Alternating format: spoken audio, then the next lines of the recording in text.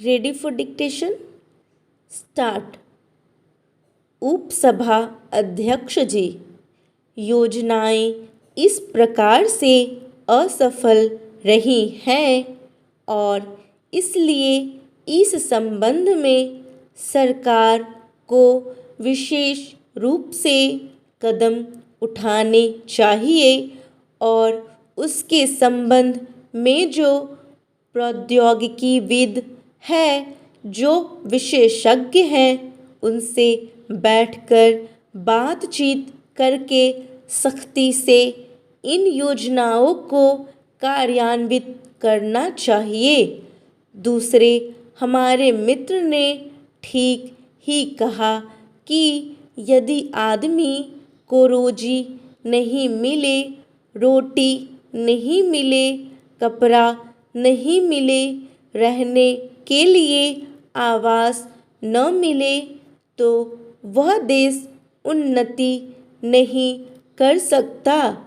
और इस संबंध में मैं ध्यान आकर्षित करना चाहूँगा कि अभी जो 2000 की जनगणना हुई थी, उस जनगणना के हिसाब से हमारे देश में साक्षर लोगों की संख्या करीब करीब 52% है।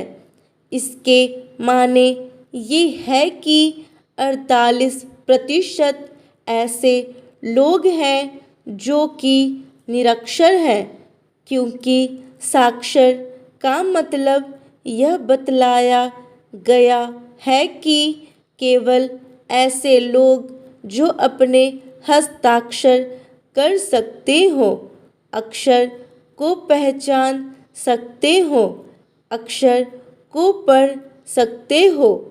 जब इस देश में साक्षरता की हालत यह है कि हमारे देश में केवल 52% साक्षर है, तो हम कभी भी उन्नति नहीं कर सकते हैं और हमारी जो शिक्षा है वह कभी भी रोजगार परक नहीं रही है।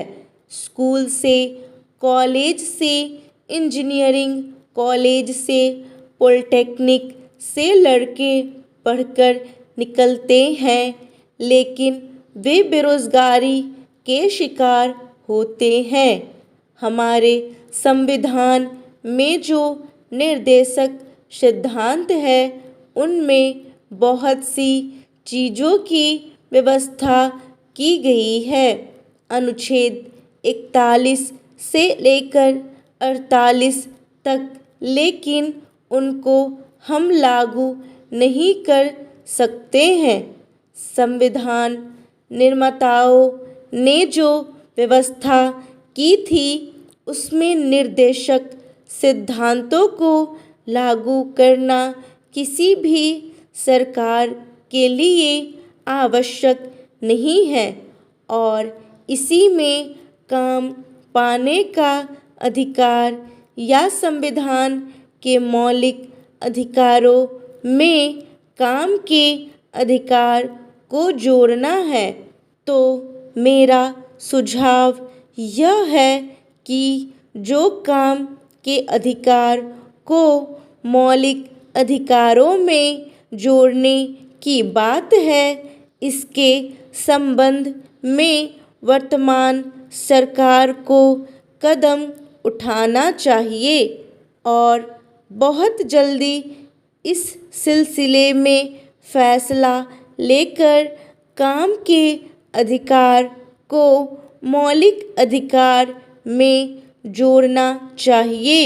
मैं इस बात को भी मानता हूँ कि कोई भी सरकार हो, कोई भी शासन हो, कोई भी प्रशासन हो, प्रत्येक व्यक्ति को नौकरी नहीं दे सकता, लेकिन फिर भी यदि इस चीज़ को हम मौलिक अधिकार में जोड़ेंगे तो इससे जो देश के नौजवान है उनकी जो इच्छा शक्ति है वह जागृत होगी।